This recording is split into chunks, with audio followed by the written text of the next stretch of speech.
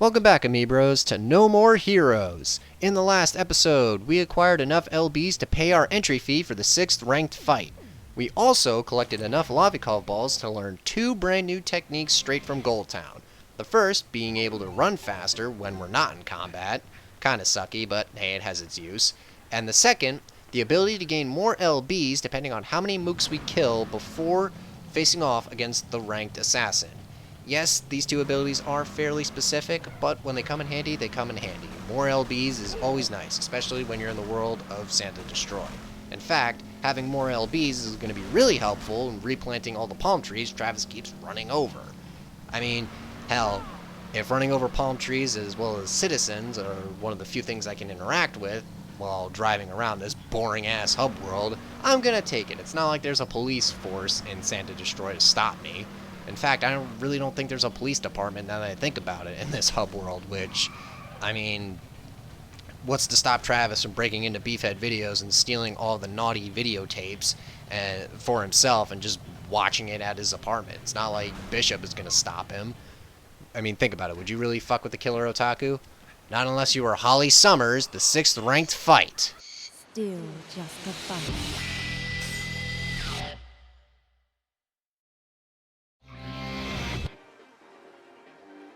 Rub some oil on me, will you?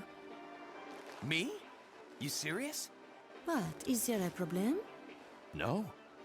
Thought you'd never ask. Your next opponent is here on this beach. Ah, just up ahead. So I'm supposed to fight on the beach. That is one of the conditions. Why? That's for you to figure out. Feels good. What other hidden talents do you have, Travis? Huh? Go any higher and I will kill you myself. Not until you become number 1. We have a deal, remember? So hurry up and go get him! Yes, Your Highness. Ever the dedicated otaku you are, Travis Touchdown. Ever the dedicated otaku. Also, I don't know if it's just me, but Travis's hands, at least while they were like around Sylvia's leg, they're fucking huge. I mean, go back to that scene. Travis's hands are practically sandwiching Sylvia's leg in that scene. I don't know if it's just the way her model is constructed or whatnot, or just women have that kind of body type in general, but jeez, Travis, you've been spending way too much time by yourself, I swear, man. But on the topic of Travis and Sylvia, I really do love their dynamic in this game. Like, Sylvia just not having any of Travis's creepy, like, advancements on her, and Travis just, like, getting caught and being made a fool of. It's one of the highlights of this game, at least writing-wise, and why I love it so much, despite Sylvia being a bitch throughout the whole game. But enough about Travis's unsettling behavior and Sylvia's malicious attitude towards him. Let's talk about this wonderful day at the beach and why it isn't exactly so wonderful. Starting with the main enemies we're going to be facing throughout. The Army Dudes. I'm not sure if that's their actual name, but fuck it, I will call them Army Dudes because it sounds funny and I think it fits the tone that this game is going for. So, bite me. Army Dudes, they mainly wield ranged weapons, so I hope you're a fan of gun-wielding mooks because that's what you're going to be seeing throughout most of this ranked mission. And not only that, but the gun mooks decide to step up their game from wielding pistols to fucking Uzis. And Uzis can drain the battery life on your beam katana like fucking nothing. So you want to master that dodge roll as much as you can. Like, do not try to block all the bullets and attack the gun-wielding mooks. You will not win. Alright? Because, like I said before, one thing I do not like about the gun mooks is that they will run away from you the moment you give chase to them. And unless the mook runs into a wall like a dumbass, you're going to be running after them constantly, wasting time, and it's just not fun. It drags out the fight longer than it fucking needs to because, like I said before, and like you've seen up to this point, the only way you can advance further in the level is if you kill every single mook within the area, and you can't exactly do that if one of the mooks is running away like a little bitch. I mean, it makes sense. They have a gun, you have a beam sword that can cut through practically anything if you swing hard enough, and Travis has got some muscles on him, as he just did another suplex! And what happened to that guy is practically what every wrestler feels like if, you know, they're part of a botched suplex. Just ask any wrestler that's gone up against Brock Lesnar, and, you know, there you go. Though I'm pretty sure Brock Lesnar hasn't fucked up a suplex, or 9 times out of 10 he doesn't fuck up a suplex, given how much he performs it. So yeah, jeez man, I am getting this triple bell power up more so than usual. I mean, it makes sense, you know, the army dudes are gonna bring ranged weapons to a beach fight. Well, guess what, motherfuckers? So will I. Eat it. But another reason why I'm not a particular fan of this level is because when you get the chain technique, or the ability where you can, you know, start chaining up kills, remember, you can only build up a high enough chain provided you don't get hit by anything, like mooks wielding weapons or mooks wielding guns. And while you're focusing on one mook, or while you're busy focusing on one mook wielding a gun, another mook or another army dude that's wielding a Uzi or a pistol has a clear shot at you because you're busy swinging your beam katana at them. And all it takes is just one hit, and that chain is ruined. And guess what? The lower your chain is, the less LBs you'll gain at the end of the ranked fight, or the ranked mission in this case. See right there, I had a 22-23 chain right there, and this one dude just fucked it all up. So you know what? Fuck you! Yeah, that's right. Suck on that, bitch, as I build myself back up again after you knocked me down. Fuck you, army dude. I'm glad you're dead. Ugh. But there's another annoying aspect to this level as soon as we get past this tripwire barrier that's no longer electrified. As Travis just so lovingly demonstrated. And that sand pile, by the way, that looks like a butthole. It's a quick tangent right there. Yeah, that's what it looks like. I'm not sure if Suda and his team were going for that, but given the nature of this game, yeah, it's not too much of a stretch that pile of sand looks like a fucking butthole. But I digress. As Travis so lovingly demonstrated right there, the further you progress into this level, you'll be encountering trip mines. Basically, the yellow circles on the map on the left screen indicate where the trip mines are. Now, the beautiful thing about this level is that not only can Travis activate the trip mines, but also the mooks can. Unfortunately, the mooks are somewhat smart enough to avoid those. The only way you're going to have the mooks run into the trip mines is if you make them run into it. Basically, if you're dealing with a gun mook and they're running away from you, they're not going to really notice or care that a trip mine is in their way, and it'll damage them. Not enough to outright kill them, but it will damage them enough that you can go in for an instant kill. I believe it knocks them down on the floor long enough for you to do that.